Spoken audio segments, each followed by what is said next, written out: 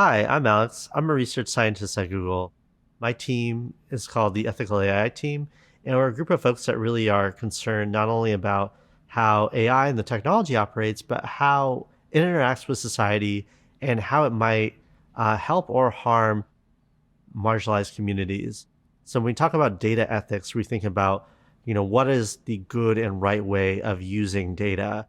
What are going to be ways that are going to be uses of data that are going to be beneficial to people? When it comes to data ethics, it's not just about minimizing harm, but it's actually this concept of beneficence. How do we actually improve the lives of people by using data? When we think about data ethics, we're thinking about who's collecting the data, why are they collecting it, how are they collecting it, and for what purpose. Because of the way that organizations have imperatives to make money or to report to somebody or provide some kind of analysis, we also have to keep strongly in mind how this is actually going to benefit people at the end of the day. Are the people represented in this data going to be benefited by this? And I think that's the thing you never want to lose sight of as a data scientist or a data analyst.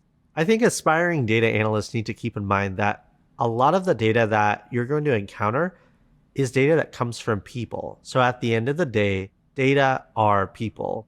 And you want to have a responsibility to those people that are represented in those data. Second is thinking about how to keep aspects of their data protected and private.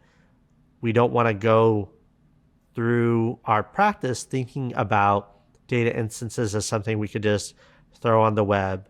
No, there needs to be considerations about how to keep that information and likenesses like their images or their voices or their text. How do we keep that private? We also need to think about how we can have mechanisms of giving users and giving consumers more control over their data.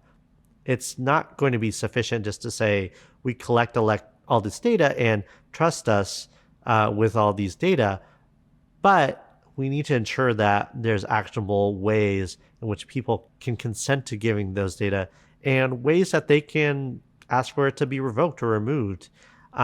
So data is growing, and at the same time, we need to empower people to have control over their own data.